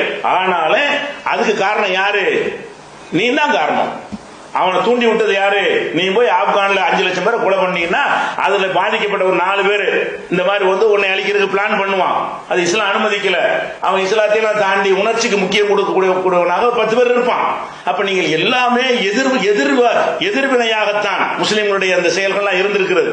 அது முஸ்லிம் எல்லாரும் செய்யல, அந்த செஞ்ச முஸ்லிம் யாரும் ஆதரிக்கவும் இல்லை, அவனுக்கு சப்போர்ட் பண்ணல. ஆனா 4 பேர் உண்டாகாம இருப்பானா? இதை வைத்து நீ எங்களோட சம்பந்தப்படுத்துற, முஸ்லிமோட சம்பந்தப்படுத்துற, நபிகள் நாயகத்தோட சம்பந்தப்படுத்துகிறாய். அப்ப நீ செஞ்சதை பட்டியல் போட்டோம் என்று சொன்னால் அதை யாரோட யுத்தத்துக்கு சிலுவை யுத்தம் பேர் வச்சவன் நீ. யுத்தம் என்றால் நாட்டில் ஒரு எல்லை பிரச்சனை, நீனா நானாங்கிறதுக்கு சண்டை நடந்தா கூட அதை ஒரு கணக்கில் எடுத்துக்கொள்ளலாம். இவர்கள் பாதிரிமார்களை வைத்து பிரச்சாரம் செய்து மதத்தை காப்பதற்கு போர் என்று சொல்லி எத்தனை சிலுவை யுத்தங்கள். ஜார்ஜ் புஷ் கூட ஆப்கானிஸ்தான் போர் கணிஞ்சாரு, சிலுவை யுத்தம் சொன்னார். அப்ப யுத்தம் செய்யும் பொழுது நீங்க மதத்துக்கு செய்கிறோம் என்று சொல்லக்கூடிய இவர்கள் நபிகள் நாயகத்தை வெடிகுண்டு வச்ச மாதிரி காட்ட என்ன இதுதான் காட்ட முடியும் அவர்களுக்கு. ஆனா அவ்வளவு பொய். இந்த 3 விஷயம் தான். சின்ன பிள்ளைய கல்யாணம் பண்ணாரு, பல திருமணம் பண்ணாரு, பயங்கரவாதம். இந்த 3 சுத்திச்சு எந்த கார்ட்டூன் போட்டாலும் இந்த 3க்குள்ளதான் நிற்பாங்களே தவிர இஸ்லாமிய தொழுகையை பத்தி உனக்கு கார்ட்டூன் போட இயலாது. உன்னுடைய நல்லா இருக்கும். இஸ்லாமிய கடவுள் கொள்கையை பத்தி உனக்கு கார்ட்டூன் போட இயலாது. ஏன்? நீ கடவுள் கொள்கை என்னன்னு உனக்கு புரியாது. பிதாசுதன் பரிசுத்தாவிங்கிற என்னன்னு கேட்டா 3 ஒண்ணுங்கிற, 3 வேறங்கிற, ஒன்னா வேறையான்னு கேட்டா அதை நமக்கு புரிந்து கொள்ள இயலாதுங்கிற. இப்படி கொள்கை எங்கள்கிட்ட இருக்கிறது. அப்ப கொள்கை கோட்பாடு போட்டு கார்ட்டூன் போட்டு பார்ப்போம். அப்ப இவர்கள் கார்ட்டூன் போடுவதெல்லாம் இந்த 3 விஷயத்தை போடுவார்கள். அதாவது சிறுமி கல்யாணம், பலதார மனம், பயங்கரவாதம் காட்டக்கூடிய இந்த 3 சப்ஜெக்ட் உள்ளதா அனைத்து கார்ட்டூனும் அடங்கி இருக்கும். அப்படி அடங்கி இருக்கும் என்று சொன்னால் அவ்வளவு அதுல பொய் தகவல் தான் இருக்கிறது. அது ஆர்குமெண்டாக நீ சொன்னீன்னு சொன்னா அப்ப லிஸ்ட் போட்டு சொல்லலாம். வா பேசு, நபிகள் நாயகம் செஞ்ச தீவிரவாதம் என்ன, எத்தனை அப்பாவிகளை கொன்றாரு, பதிலடியா வந்து போர் செஞ்சாரா, இந்த மாதிரி போய் கொன்றாரான்னு லிஸ்ட போட்டு பேசுவோம். அதோட சேர்த்து நீ என்ன பண்ணன, நீ மதிக்கக்கூடிய உன்னுடைய அந்த தீர்க்க தரிசிகள்லாம் என்னென்னலாம் பண்ணாங்கன்னு சேர்த்து பண்ணாலும் பேசுவோம். அதனால இவங்களுக்கு நோக்கம் என்னன்னு கேட்டா, ரசூலுல்லாஹ் ஒரு பயங்கரவாதி ஆக்கிவிட்டால் முஸ்லிம்கள் பயங்கரவாதி ஆகிவிடும். முஸ்லிம்கள் பயங்கரவாதி ஆகிவிட்டால் இந்த பயங்கரவாத மார்க்கத்துக்கு நம்ம இதுக்கு போகணும் என்கிற ஒரு தயக்கம் அந்த மக்கள் மத்தியில் வரும் அப்படி நினைக்கிறார்கள். அதே காமுகர்னு காட்டி விட்டோம் என்று சொன்னால் அது வேடிக்கை தெரியுமா? காமுகர்னு காட்டுறான். நினைச்ச நேரத்தில் நினைச்ச மாதிரி நடக்கலாங்கிற ஒரு நாட்டில் சுதந்திரம்ங்கிற பேர்ல எந்த பெண்ணிட்டு வேண்டாலும் எப்படி வேண்டாலும் போய் நடக்கலாம், 1000 மட்டும் ஒருத்தன் போகலாம்னு சொல்லக்கூடிய ஒரு நாட்டில் இருந்து கொண்டு நபிகள் நாயகத்தை என்ன செய்யறான்? காமுகர்ந்து காமத்தையே உலகத்துக்கு கற்றுக் கொடுத்து நாசமாக்கின ஒரு சமுதாயம் பிரெஞ்சு சமுதாயம். அவன்கிட்ட இருந்தா எல்லாம் காப்பீடிச்சாங்க. அந்த மாதிரி ஒழுக்கக்கேடின் உறைவிடமாக இருக்கக்கூடிய அவன் நபிகள் நாயகம் முறைப்படி திருமணம் செய்த காமத்துக்கு செய்யப்படாத வேறு ஒரு மார்க்க ரீதியான நோக்கத்திற்காக செய்த திருமணத்தை கொச்சைப்படுத்துறான்னு சொன்னா என்ன காரணம்? அது நம்ம நிப்பாட்டிடலாம், இஸ்லாம் வளர்ச்சி தடுத்துன்றது நினைக்கிறான். ஆனா முடியுமா? நீ எப்போல்லாம் இந்த மாதிரி சீண்டுகிறாயோ அதையெல்லாம் மீறி கொண்டு இஸ்லாம் என்ன செய்யும்? தாறுமாற வளர்ந்துகிட்டு தான் இருக்கு. நீ எத்தனை வருஷம் இந்த வேலையை செய்கிறாய்? எத்தனை வருஷமாக இந்த தொடர் முயற்சி செஞ்சு கொண்டிருக்கிறீர்கள்? உங்களால் இஸ்லாமின் வளர்ச்சியை தடுக்க முடிந்ததா? தடுக்கவும் முடியாது, வளர்ந்துகிட்டு தான் இருக்கும். அல்லாஹ் தஆலா அல் குர்ஆனில் 6வது அத்தியாயம் 11வது வசனத்தில், முகம்மதே, உமக்கு முன் பல தூதர்கள் கேலி செய்யப்பட்டனர். எதை கேலி செய்தார்களோ அதுவே கேலி செய்தவர்களை சூழ்ந்தது என்று அல் குர்ஆன் கூறுகின்றது. இந்த அல் குர்ஆனிய வசனத்திற்கு விளக்கம் என்ன? அதாவது நபிகள் நாயகத்தை அவங்க வாழுகிற காலத்தில் அந்த மக்கள் கேலி செஞ்சாங்கன்னு வருது. நான் தான் ஏற்கனவே சொல்லிட்டேன், ஒரு வாழும் போது அந்த மனிதன் நேர்கொண்டு நீ கேலி செஞ்சேன்னு சொன்னா உனக்கு ஆன்சர் பண்ண அவர் இருப்பார். அந்த மாதிரி நபிகள் நாயகத்தையும் கேலி செஞ்சாங்க. நபிகள் நாயகத்துக்கு முந்தின இறைத்தூதர்கள் வரும் பொழுது அவரையும் அந்த காலத்து மக்கள் கேலி செஞ்சாங்க. ஈசா நபி இயேசுநாதரை அந்த காலத்து மக்கள் கேலி செஞ்சார்கள்.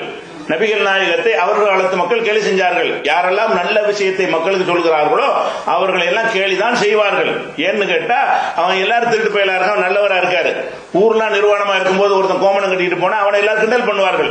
அந்த மாதிரி நபிகள் நாயகம் ஸல்லல்லாஹு அலைஹி வஸல்லம் அவர்களுடைய அற்புதமான போதனைக்காக வேண்டியும் அதற்கு முந்தி உள்ள இறைத்தூருடைய சிறப்பான ஒரு வழிகாட்டுதலுக்காக வேண்டியும் அந்த மக்களை அந்தந்த காலத்து மக்கள் கேலி செய்யப்பட்டார்கள். கேலி செய்யப்படுவதை நான் தண்டிப்பேன், கவலைப்பட ஆறுதல் சொன்னாங்க. என்ன இருக்கு ஆறுதல்? வேற ஒன்றும் இல்ல. அதுல நபிகள் நாயகத்துக்கு ஆறுதல் இருக்கு. இதுக்கு கவலைப்படாத, கேலி செஞ்சா செஞ்சுட்டு போறாங்க என்று சொல்றான். இது எதுக்கு உரியது? மரணித்து 1400 வருஷத்துக்கு முன்னாடி உருவம் வரைஞ்சு கேலி பண்றதுக்கா? நேருக்கு நேரு கேலி பண்றதா?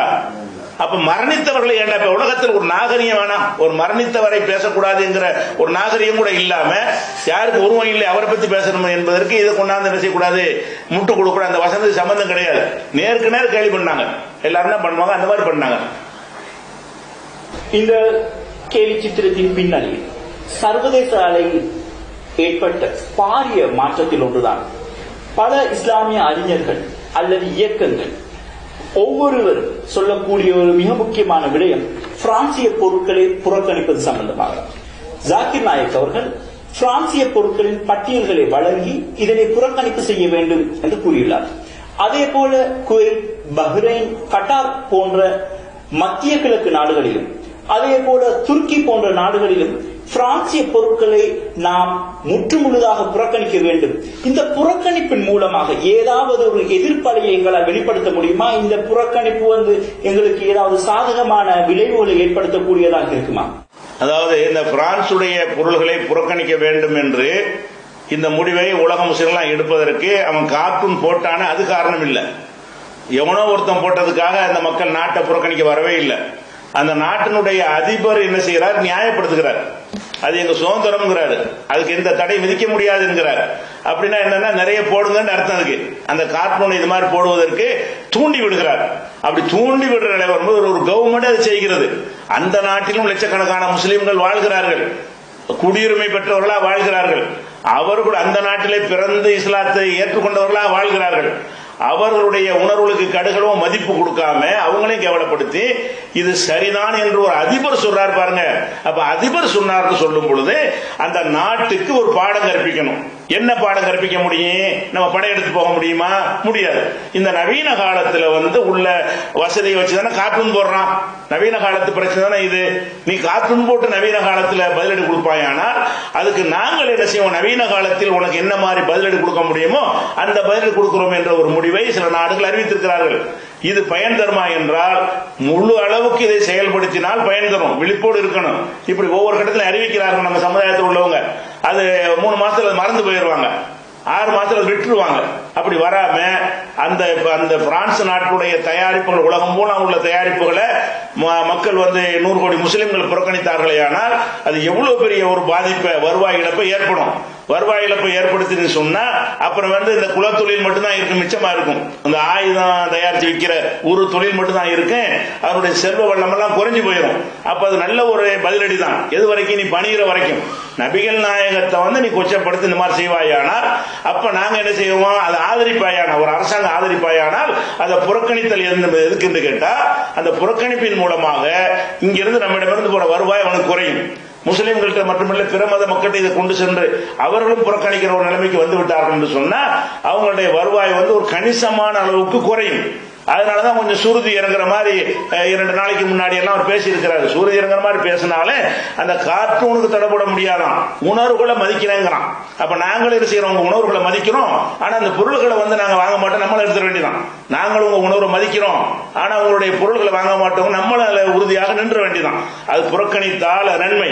புறக்கணித்தல் என்பது எப்படி இருக்க வேண்டும் என்று சொன்னால், சும்மா ஒரு புறக்கணி வேண்டும் சொல்லாம என்ன பிரெஞ்சு பொருள் என்ன, அது பட்டியல் என்ன, அதெல்லாம் எங்க அந்த விஷயத்தெல்லாம் லிஸ்ட் போட்டு இதெல்லாம் நம்ம நாடுகளில் விற்கப்படுகிறது, இதெல்லாம் பிரெஞ்சு தயாரிப்புகள் என்று அறிவுஜீவிகள் அதை பிரிப்பேர் பண்ணி சொல்லணும். மக்களுக்கு பிரெஞ்சு பொருள் என்ன தெரியும்? பிரெஞ்சு பொருளை புறக்கணிகள் ஒரு அறிக்கை விட்டா நமக்கே பிரெஞ்சு பொருள் எதுவும் தெரியாது, தேடி எடுத்தா தான் தெரியும். அப்ப நம்ம தேடி ஜாகிர் நாயக் ஓரளவுக்கு செஞ்சிருக்கிறார், ஜாகிர் நாயக் அந்த அறிக்கையும் விட்டிருக்கிறாரு. அவரால் இயன்ற அளவுக்கு அந்த பிரெஞ்சு பொருளுடைய பிராண்டுகள் பட்டியல் போட்டு இவைகள் எல்லாம் புறக்கணிகள் சொல்றாரு. அதை புறக்கணிப்பதன் மூலமாக, அதை வாங்காதன் மூலமாக அங்கிருந்து அவங்களுக்கு வருவாய் வந்து ஏற்றுமதியின் மூலமாக வரக்கூடிய வருவாய்கள் வந்து குறையும். அங்க உள்ள உற்பத்தி பொருட்கள் இங்க வாங்கலை என்று சொன்னால் அங்க உள்ளவனுக்கு வேலை இல்லாமல் போகும். உற்பத்தி பண்ணா தானே விற்க முடியும். வாங்கலன்னு சொன்னா ஏற்கனவே உற்பத்தி நின்று போய்விடும். அப்ப அதுல லட்சக்கணக்கான பேர் வேலை இழப்பார்கள். அந்த நாட்டு மக்களை கேள்வி கேட்பான், ஏன்டா அந்த கிறுக்கு பைத்தியக்காரத்தனமான வேலையை செஞ்சு எங்க வயிற்றில் அடிச்சுட்டா என்று கேள்வி கேட்பான். இது பெரிய ஆயுதம் தான். பயன் தருமா என்றால் தரும். ஒரு உற்பத்தி செய்கிற பொருளை வந்து நம்ம எல்லாம் வாங்க மறுத்துட்டோம் என்று சொன்னால் அந்த அளவுக்கு உற்பத்தி வந்து விற்காம போயிடும் இல்லையா? விற்காம போனா எத்தனை பேர் வேலை இழப்பான் அப்படிங்கறதெல்லாம் நிச்சயமா இருக்கிறது. ஆனால் அதை சீரா செய்ய நம்ம நிறைய அனுபவப்பட்டுட்டோம். ஆப்கானிஸ்தான் போர் என்பது அமெரிக்கா புறக்கணிப்பு சொன்னாங்க, 2 மாசம் நிக்கல. அப்புறம் எல்லாம் அதுக்குள்ள பூந்தா விளையாண்டுட்டு இருக்கிறாங்க. இன்னைக்கு வரைக்கும் அது சும்மா பேருக்குள்ள அறிக்கையா இருக்கிறது. அது பெயரளவுக்கு இல்லாம நிஜமாகவே அந்த 2 நாளைக்கு அந்த உணர்ச்சி கொந்தளிப்பில் எடுத்த முடிவாக இல்லாமல் அறிவார்ந்த முறையில் இது ஒரு பதில் யுத்தத்தில் இறங்கி இருக்கிறோம், இது ஒரு யுத்தம், இந்த யுத்தத்தில் இறங்கினோமே ஆனால் வெற்றி அல்லது வீரமரணம் சொல்ற மாதிரி இறுதி வரைக்கும் உறுதியாக இருந்து அதை புறக்கணித்தோம் என்று சொன்னால் கண்டிப்பாக இந்த பிரான்ஸ் வந்து பணியும், அவனுக்கு விளங்கும். இதனுடைய விபரீதம் சாதாரணமா நினைச்சுக்கிட்டு இருக்கிறோம், இது சாதாரண விஷயம் அல்ல, இது பெரிய நம்மை நாசப்படுத்தக்கூடிய ஒரு சித்தாந்தம் என்று அவனுக்கு புரிய வைப்பதற்காக வேண்டி அது கண்டிப்பாக அது நல்ல ஒரு திட்டம் தான். ஆனால் அதை வந்து தொடர்ச்சியாக செய்ய வேண்டும், முடிவு வர்ற வரைக்கும் செய்ய வேண்டும், விவரமாக தெரிவித்து செய்ய வேண்டும். தொடர்ச்சியாக இஸ்லாத்துக்கு எதிராக முஸ்லிம்களின் மனதை புண்படுத்தும் முகமாக முஸ்லிம்களின் மனதில் ரணத்தை ஏற்படுத்தி இஸ்லாமிய உலகில் ஒரு கொந்தளிப்பை ஏற்படுத்தும் முகமாக தொடர்ச்சியாக நடைபெற்று வருகின்றது. உதாரணமாக 2015ஆம் ஆண்டு சார்லி ஹெப்டோ பத்திரிகை நபிகள் நாயகம் அவர்களை பற்றி 12 கேலி சித்திரங்களை வெளியிட்டிருந்தது. அதற்கு பதிலடி கொடுக்கும் முகமாக சிலர் அவர்களது அலுவலகத்தில் நுழைந்து துப்பாக்கி பிரயோகத்தை மேற்கொண்டார்கள். அதில் 11 அல்லது 12 பேர் கொல்லப்பட்டதாக செய்திகளை நாம் பார்த்தோம். திரும்ப இந்த ஆண்டு 2020ஆம் ஆண்டு இந்த ஆண்டு திரும்பவும் அதே பத்திரிகை அதே கேலி சித்திரத்தை வெளியிட்டிருந்தது. அந்த கேலி சித்திரத்தை வெளியிட்டு ஒரு சில நாட்களுக்கு பின்னால் ஒரு பல்கலைக்கழகத்தின் பேராசிரியர் சாமுவேல் பெட்டி என்று சொல்லக்கூடியவர் அந்த நபிகளாரின் கேலி சித்திரங்களை வகுப்பறையில் காண்பித்து தான் அதனை கற்பிக்கப் போவதாகவும், யாராவது மனம் புண்படுபவர்கள் இருந்தால் இந்த இடத்தை விட்டு வெளியே போவுங்கள் என்று சொல்லி அவர் அந்த பாடத்தை ஆரம்பிக்கின்றார். இதன் போது அவரது கழுத்து வெட்டப்பட்டது. இதனைத் தொடர்ந்து பிரான்சில் பல்வேறுபட்ட தாக்குதல்கள், பிரான்ஸ் தேவாலயத்தில் கத்திக்குத்து தாக்குதல்கள் 2 ஆங்காங்கே வெவ்வேறு இடங்களில் நடைபெற்றது. அதில் ஒரு மனிதர் அல்லாஹ் அக்பர் என்று கூறிக்கொண்டு வெளியே ஓடி போனார், அவர் ஒரு தீவிரவாதி என்று சுட்டுக் கொண்டதாக நாம் செய்திகளில் பரவுகின்றது. இந்த செயற்பாடுகளை இஸ்லாம் அங்கீகரிக்கின்றதா? இதை பற்றி உமது நிலைப்பாடு என்ன? என்னன்னு கேட்டா, நீங்கள் ஒரு வினையாற்றினீர்கள் என்று சொன்னால் எங்க மார்க்கம் எங்களுக்கு கற்றுத்தராவிட்டால் கூட, எங்கள் மார்க்கம் அதை தடுத்தால் கூட, கோடான முஸ்லிம்கள்ல ஒரு 5 பேர் கிறுக்கன் இருப்பான். அந்த 5 கிறுக்கன் ஏதாவது செய்யத்தான் செய்வான். அதை நாங்கள் ஆதரிக்க மாட்டோம். அது இஸ்லாம் இல்ல. அவன் அல்லாஹ்வுக்கு சொன்னதுனால அது இஸ்லாம் ஆயிராது. தப்பு செய்யறவன் அல்லாஹ்வுக்கு சொல்லிட்டு செய்வான். எங்க இஸ்லாம் நீங்க சொல்வதாக இருந்தால் இந்த மாதிரி போய் கொள்வதை வந்து அப்பாவிகளை கொள்வதை வந்து எங்க மதம் அனுமதிக்குதா? யுத்த காலத்திலே அப்படி செய்யக்கூடாது என்று இஸ்லாத்தில் தெளிவாக சொல்லப்பட்டிருக்கிறது. அப்படி இருக்கும் பொழுது இது நம்ம கண்டிப்பா கண்டிக்கிறோம். இதை வந்து நம்ம ஏற்றுக்கொள்ள முடியாது. அவனுக்கு சப்போர்ட்டா இருக்க மாட்டோம், அவனை ஆதரிக்க மாட்டோம். அது ஆனால் வந்து இப்படியானவர்கள் உருவாவார்களா இல்லையா? ஒருத்தன் வந்து அவன் தாயை வந்து புனிதமா மதிக்கிறான், இன்னொருத்தன் என்ன செய்யறான், அவன் தாயை போய் கேவலமா திட்டுறான். அதை கேட்டுக்கிற மகன் என்ன செய்வான், ஆயிரக்கணக்கான மகன்கள் வந்து போடான்னு காதை பத்திட்டு போயிடுவாங்க. இவன் இருக்கிற சங்காத்தம்னு போயிடுவாங்க. 1000ல் ஒரு மகன் என்ன செய்வான், அறுவல் எடுத்து வெட்டுவான். வெட்டதுக்கு என்ன காரணம், வெட்டக்கூடாதுன்னு பிறகு பேசலாம். அவன் ஏன் வெட்டினான், சும்மா வெட்டுறான். நீங்க எதுக்கு அவன் தாயை போய் நீங்க பேசுறீங்க? ஒரு தாயை தமிழை பழித்தவனை தாய் தடுத்தாலும் விடேன், தமிழை எவனாவது படித்தால் இந்த தாய் தடுத்தாலும் போட்டுத்தாலும்ங்கிறாங்க. அப்படி எல்லாம் ஒரு உணர்வுகள் மனிதனுக்கு உணர்வோடு ஒன்று இருக்கிறது. அந்த உணர்வுகளை வந்து எங்க மார்க்கம் கட்டுப்படுத்த அமைதி கட்டு தந்திருக்கிறது. அதனாலதான் உலகம் பூரா அவனுக்கு எதிராக ஆர்ப்பாட்டம் பேரணி பண்ணிட்டு இருக்கிறாங்க. வேற எந்த வழியும் எடுக்கவே இல்லை.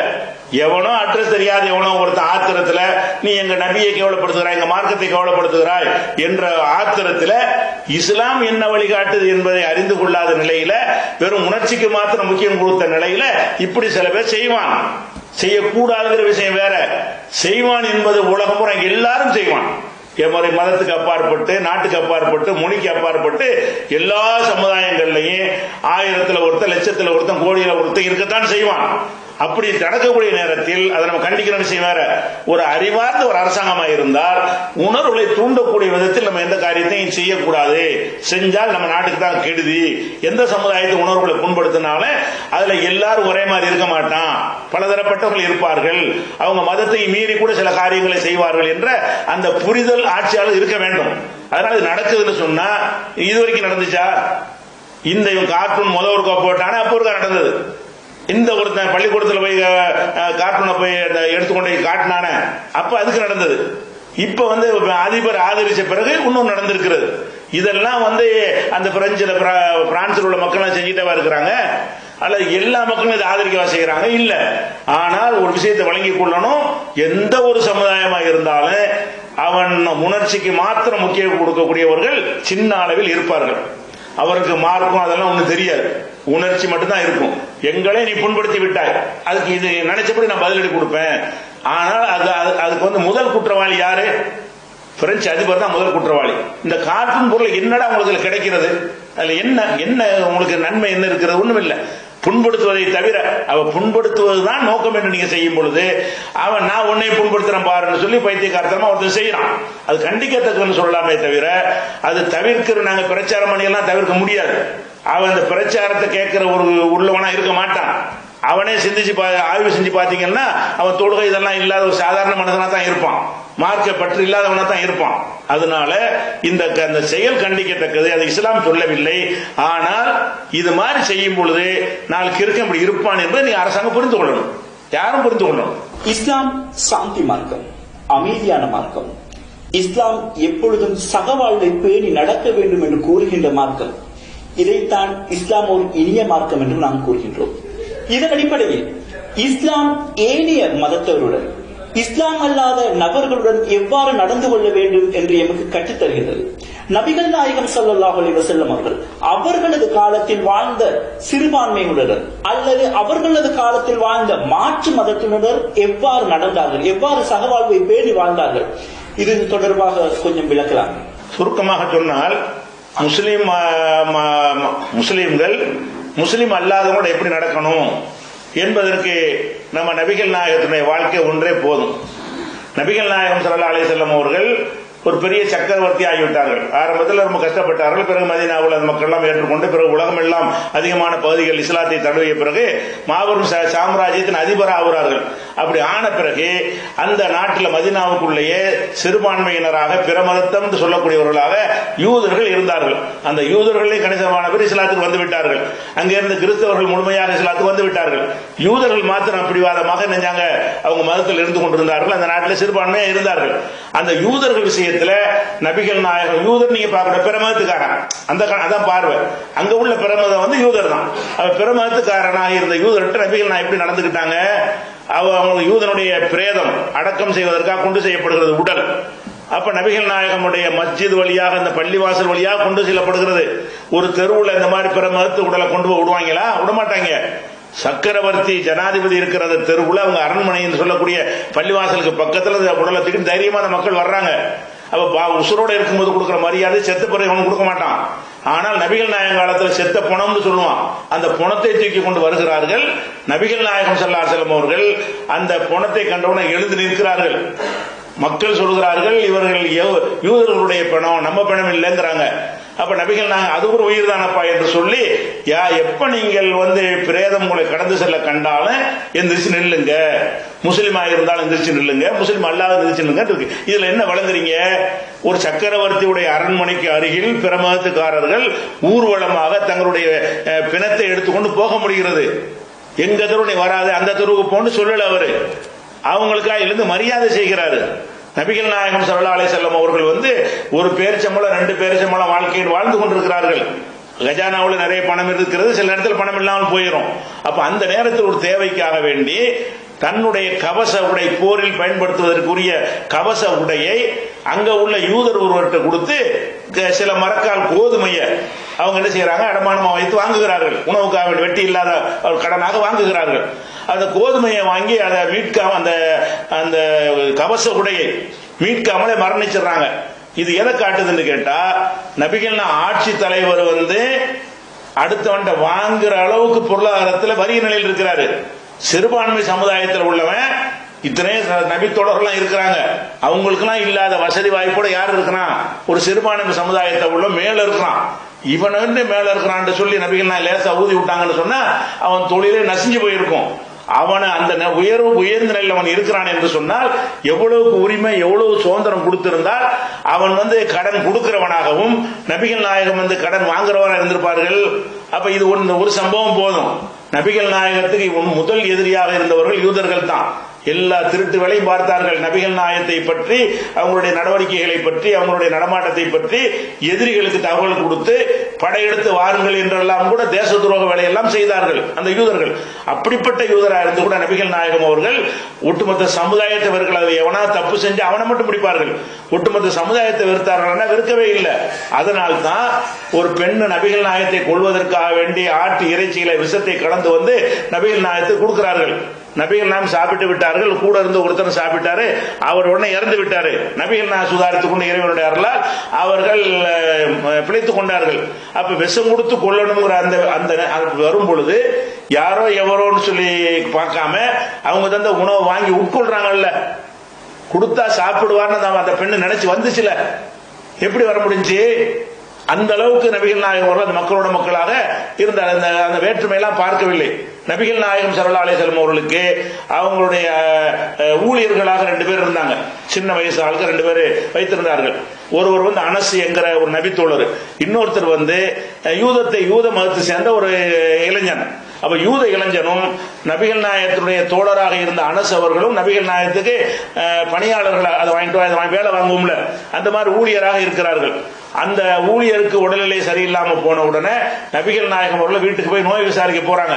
போகும் பொழுது அந்த பையன் கடைசி நிலையை அடைந்திருக்கிற மாதிரி இருக்கிறான். அப்ப செய்யறாங்க, நபிகள் நாயகம் சொல்றாங்க, எப்ப மரணத்தை தழுவிட்ட இந்த நேரத்தில் நீ இஸ்லாம் தழுவிக்க நம்பர் கூட்டுவதற்கு சொல்லல. நம்பரை கூட்டுவதற்கு இந்த பிரச்சாரம் பண்ணுவதாக இருந்தால் அவன் ஆரோக்கியமா நல்லா இருக்கும் சொல்லியிருப்பாங்க. எப்ப சொல்றாங்க, மரணத்தை தழுவ போறான், இப்ப இஸ்லாத்தை தழுவியவனா மரணித்தான் நல்லபடியா இருப்பான் அவன் என்ற ஒரு ஆர்வத்தோட நீ இஸ்லாத்தை ஏத்துக்கப்பா என்று அப்ப போய் சொல்றாங்க. அப்ப அந்த யூதருடைய அந்த பையனுடைய தந்தை அவர் யூதர் தான், அவர் சொல்லுகிறாரு முகமது சொல்ற கேளுப்பாங்கிறாரு. அப்ப அந்த பையனை என்ன செய்யறாரு, அந்த இளைஞனை அந்த நேரத்தில் இஸ்லாம் தழுவுறார், அந்த துன்பமா இருக்கிற நேரத்தில்.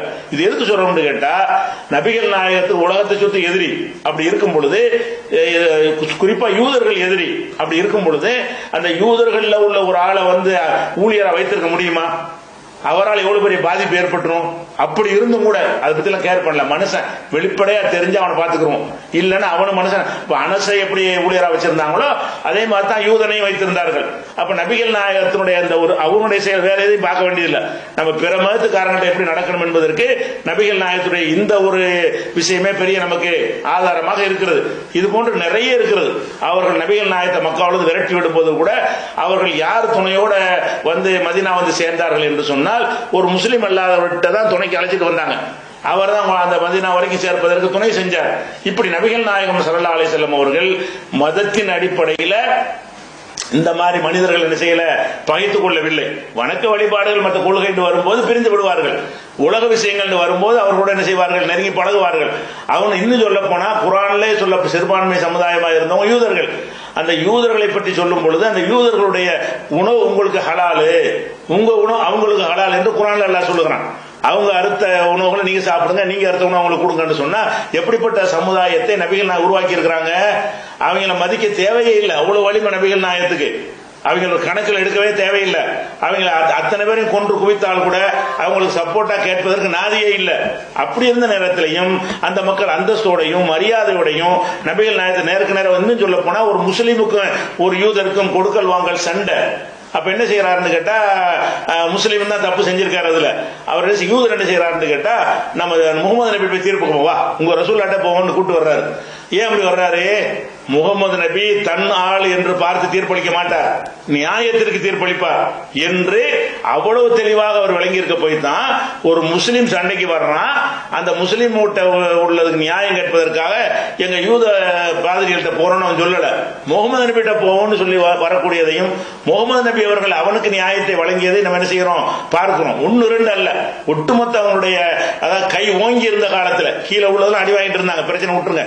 அந்த கை ஓங்கி வலிமையாக இருந்த கடைசி ஒரு 5-6 ஆண்டு வருஷத்தை எடுத்துக்கொண்டீர்களே, ஆனால் அந்த அளவுக்கு அந்த மக்களை சகோதரர்களாக நண்பர்களாக பழகி கொண்டிருந்தார்கள். கொள்கை விஷயத்தில் மாத்திரம் சமரசம் செய்ய மாட்டார்கள், வணக்க வழிபாடுகளை சமரசம் செய்ய மாட்டார்கள்.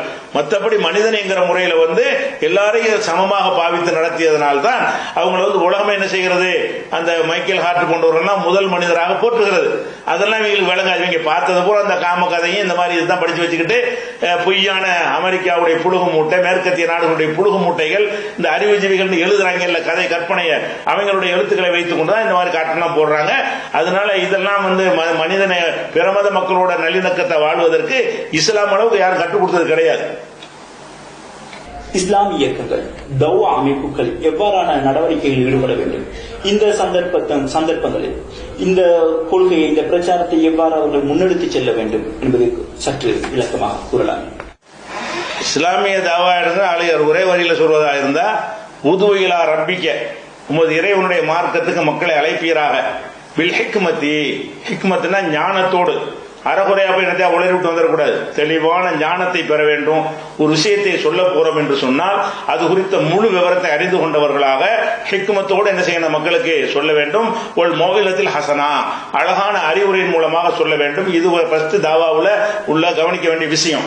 அடுத்து கவனிக்க வேண்டிய விஷயம் என்று சொன்னால், நாம் அவர்களுக்கு தாவா செய்யக்கூடிய நேரத்தில் அதற்கு தகுதி உள்ளவர்கள் நம்மளை மாற்றிக்கொள்ள வேண்டும். நம்மள்கிட்ட இல்லாம ஒன்றை வந்துகிட்டு அவனுக்கு போய் சொல்ல முடியாது. நம்ம சில பேர் நேர்மை நாணயம் அவளுக்கான பேசுகிறோம் என்று சொன்னால் அதுகளுக்கெல்லாம் உரியவர்களா நம்ம இருக்க வேண்டும். இஸ்லாம் பரவுனதை எதை வச்சு பரவுனதுன்னு சொன்னா, நபிகள் நாயகம் காலத்துக்கு பிறகு பெரிய பெரிய பொதுக்கூட்டங்கள் மாநாடுகள் போட்ட இஸ்லாத்தை வளர்த்தாங்க இல்ல. அங்க உள்ள நபி தோழர்கள்லாம் இந்தியா உலகம் முழுவதும் போய் வியாபாரத்துக்காக வந்தார்கள். வியாபாரிகளா போய் அங்கே குடியேறினார்கள். அந்த அவருடைய நேர்மை நியாயம் நாணயம் நேர்மை அந்த ஒழுக்கம் எல்லாத்தையும் பார்த்து விட்டு தான் அதிகமான மக்கள் இஸ்லாத்துக்கு வந்தாங்க. பிரச்சாரம் செய்து வந்ததை விட நம்முடைய வாழ்க்கை முறையை முஸ்லிம்கள் மாற்றி கொண்டார்கள்னா அதுக்கு மிஞ்சின தாவா கிடையாது. ஆனா இஸ்லாம்னு சொல்லிக்கிறோம், சமாதியை வணங்குறோம், பல கடவுளை நம்மளே உண்டாக்கி வச்சிருக்கிறோம். அப்ப ஓரிரை கொள்கைக்கு இப்படி அழைக்க முடியும்? நம்ம ஏகத்துவ கொள்கையில மட்டும் உறுதியா இருந்தோம் பார்ப்பான். அவங்க கரெக்டா இப்ப பாப்பா என்ன செய்யறான்னு கேட்டா நமக்கு பழனி ஆண்டவர் இவங்களுக்கு நாகூர் ஆண்டவருமா. அப்ப அந்த மாதிரி நினைக்கிற அளவுக்கு நம்முடைய நிலைமைகள் இருந்துச்சுன்னு சொன்னா அவர்கள் செய்யற காரணத்தினால் நம்முடைய தாவாவுக்கு பின்னடைவா இருக்கு. ஏன்னா அவன் கொள்கையை பார்க்க மாட்டான், அவன் கண்ணு முன்னாடி தெரியறத தான் பார்ப்பான். என்ன பார்க்கறான், இவங்க ஓரிரை சும்மா சொல்றாங்க, இப்ப அவங்களுக்கு ஆயிரக்கணக்கான கடவுள் இருக்கிறாங்க, நம்ம சாமியார்ட்ட கும்பிடுறத குறை சொல்றாங்க, அவங்க முஸ்லிம்லையும் சாமியார் நிறைய இருக்கிறாங்க அப்படிங்கிற மாதிரி நம்ம நடவடிக்கைகள் இருந்துச்சுன்னு சொன்னா தாவாவுடைய பின்னடைவுக்கு முதல் காரணமே அதுதான். அப்ப எதை மக்களுக்கு எந்த கொள்கையை நோக்கி தனிப்பட்ட சில காரியங்கள்ல குறை செய்யறான் ஒருத்தன், அவனுக்கு மட்டும் உள்ளதுல அது கூட மக்கள் பார்க்க மாட்டாங்க. எதை முக்கியமா பாக்குறாங்க, இந்த கொள்கை, அதாவது கரெக்டான அக்கீதாவுல இருக்கிறானா ஓரிரைக்கு தான் நம்ம அழைக்கிறோம். மற்ற வந்த பிறகுதான் மற்ற சட்டங்கள்லாம் சொல்லுவோம். பொய் சொல்லாத கோல் சொல்லாத புறம் சொல்லாதுங்கிற அதெல்லாம் நம்மகிட்ட இருந்தா கூட அவைகள் எல்லாம் உடனடியாக அவனுக்கு தெரியாது. அப்ப எதுல நம்ம தெளிவா இருக்க வேண்டும் என்று சொன்னால், நம்ம எதை நோக்கி அழைக்கிறோம், அதாவது தனி மனித வழிபாடு வேண்டாம் என்று அழைக்கிறோம், மனிதனுக்கு மனிதன் வணங்கக்கூடாது அழைக்கிறோம், இறைவனை மட்டும் வழிபடுங்கன்னு சொல்றோம், புரோகிதம் இல்லைங்கிறோம், கடவுளுக்கு இடைத்தரகர் வேணாங்கிறோம், நேரடியாக கடவுள்கிட்ட கேளுங்கிறோம். அதெல்லாம் நம்மகிட்ட இருக்கணும் எல்லாத்தையும்.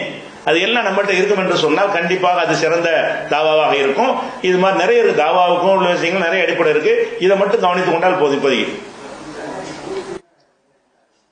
இந்த சித்திரங்களின் வரிசையில் நான் கேட்கும் கேள்வியில் சித்திரத்துக்கு சம்பந்தம் இல்லை என்றாலும் இது தொடர்பான வினாக்கள் தொடர்ந்து வரும் பொழுது பலரும் இந்த வினாவை வினவுவார்கள். முஸ்லிம் அல்லாத பலருக்கு இந்த சந்தேகம் காணப்படுகின்றது, அல்லது முஸ்லிம்களுக்கும் இந்த சில சந்தேகங்கள் காணப்படுகின்றது. நபிகளார் அவர்கள், நபிகள் நாயகம் ஸல்லல்லாஹு அலைஹி வஸல்லம் அவர்கள் தனது வளர்ப்பு மகனின் மனைவியையே திருமணம் செய்ததாக ஒரு குற்றச்சாட்டு சொல்லப்படுகின்றது. இதற்கு பதில் என்ன? இதனை கொஞ்சம் தெளிவுபடுத்துங்கள். அதாவது நபிகள் நாயகம் ஸல்லல்லாஹு அலைஹி வஸல்லம் அவர்கள் அதாவது ஜைனப் அவர்களை திருமணம் செய்தார்கள்.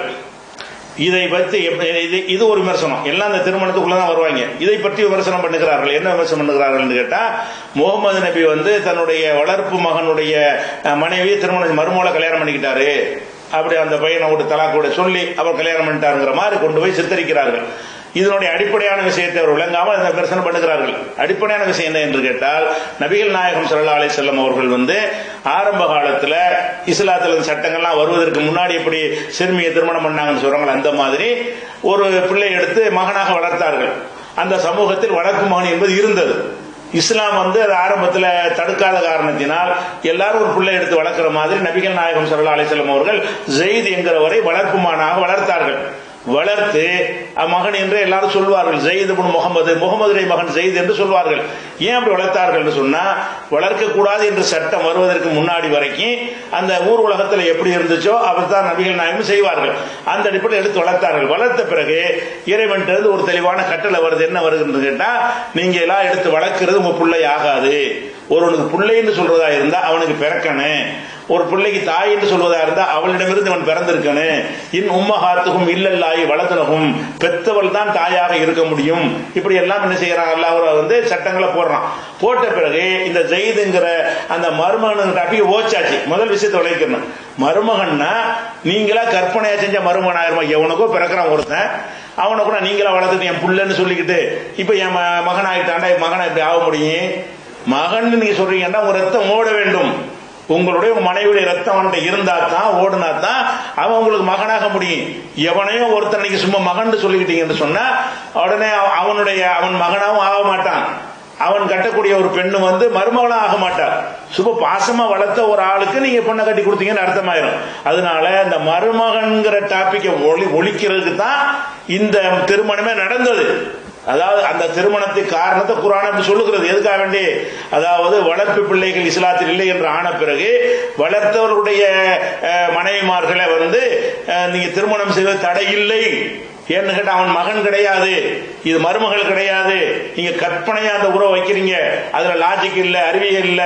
எந்த ஒரு டிஎன்ஏ டெஸ்ட் எடுத்தாலும் மகன்களுக்கு ஏதாவது கிடைக்குமா? அந்த நீங்க வளர்த்து ஒரு ஆளை வளர்க்குறீங்க, அவனை உங்களையும் டெஸ்ட் எடுத்து பாத்தீங்கன்னு சொன்னா உங்களுடைய மரபணி ஏதாவது அவன்கிட்ட இருக்குமானா இருக்காது.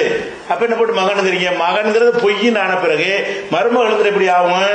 இது ஒரு விஷயத்தை விளங்கிக்கணும். மருமகங்கிறாங்க, மருமகளை கல்யாணம் பண்ணிக்கிட்டாரு, அது மகனே கிடையாது, சும்மா வளர்த்தாங்க.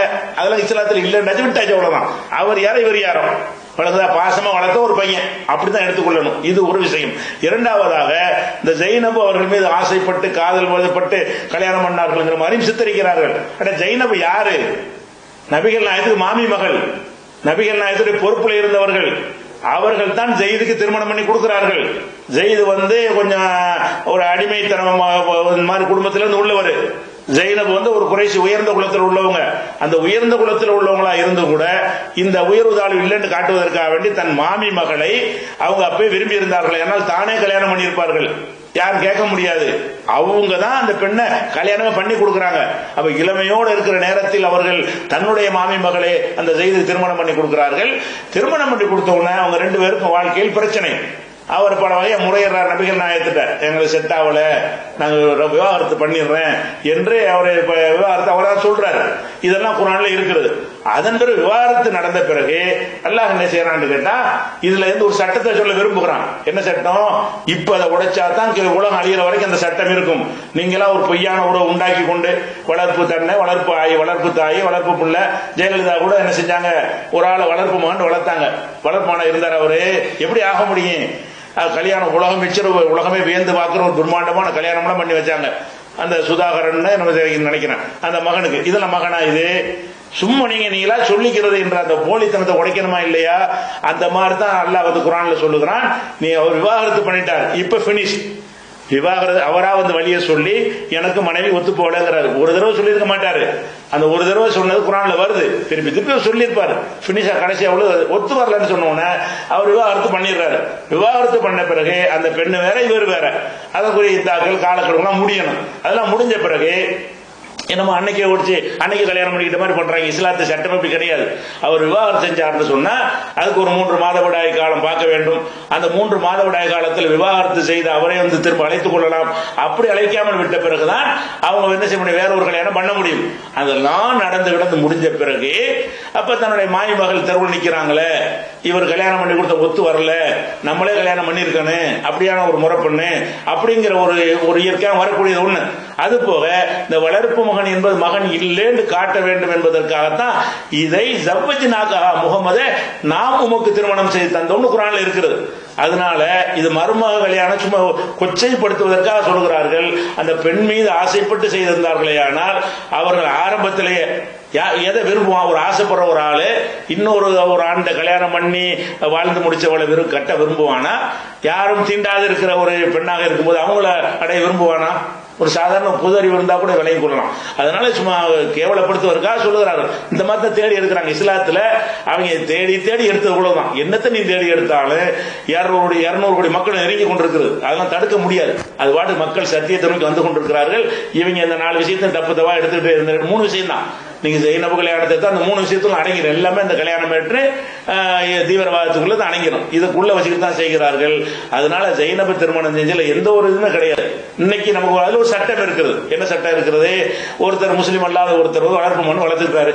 குடும்பத்தில் இஸ்லாத்துக்கு வந்துட்டாங்க. வந்த பிறகு அந்த பையன் வந்து மகன் இல்லைன்னு ஆயிரம். மகன் இல்லைன்ற பிறகு அவர் இறந்துடுறாரு. அவர் கட்ட கொண்டாட்டி விட்டு இறந்துடுறாரு. அப்ப இவர் என்ன செய்யலாம்னு கேட்டா, என் மருமகன் சொல்லக்கூடாது. மருமகன் கிடையாது இஸ்லாத்துல. அது ஒரு பொண்ணு, இவர் ஒரு ஆள், யாரோ ஒரு ஆள், உனக்கு எந்த ஒரு தொடர்பு இல்லாத ஒரு ஆள். அப்ப திருமணம் பண்ணலாம பண்ணிக்க. உன் மகன் இல்லையில, இவன் மகன் இல்லைன்னா மருமகன் இல்லைண்டா. அவங்களை இப்படி ஒரு சட்டம், அந்த சட்டம் உலகத்துக்கு வழங்கப்பட வேண்டும். பொய்யான உறவுகளை வந்துகிட்டு வளர்ப்பு தாய், வளர்ப்பு சகோதரி, வளர்ப்பு அம்மான்னு சொல்லிக்கொண்டு அந்த மாதிரியான போலித்தனமான உறவுகளை ஒழித்து கட்டுவதற்காக வேண்டி இதை செஞ்சதை தவிர இவங்க நினைக்கிற மாதிரி ஒரு காம கொடூரம்லாம் வித்தியாசம் கிடையாது. இதெல்லாம் வந்து பேச விரும்பினார்களே ஆனால் நம்ம எல்லாத்துக்கும் விவாதம் செய்து, நான் சுருக்கமாக சொல்லியிருக்கிறேன், அவர்கள் இதுக்கு எதிராக என்னென்ன வாதங்கள் வைத்தாலும் அத்தனைக்கு பதில் நம்மகிட்ட இருக்கிறது. அதற்கான பதிலோடு செஞ்சு யார் முன் வந்தாலும் நம்ம தயாரா இருக்கிறோம். நம்ம இங்க உட்கார்ந்து அங்க போய் வாதம் பண்ண முடியாது. பிரெஞ்சில் போய்கிட்டு நீங்கள் சரின்னு சொன்னீர்களே ஆனால் அங்க தகுதியானவர்களை கண்டறிந்து என்ன செய்வோம், அதற்கான ஏற்பாடுகள் இன்ஷா அல்லாஹ் நாம செய்வோம் என்று தெரிவித்துக் கொள்கிறேன். அஸ்ஸலாமு அலைக்கும். இதுவரை நீங்கள் இணைந்திருந்தது தீர்வு நிகழ்வு.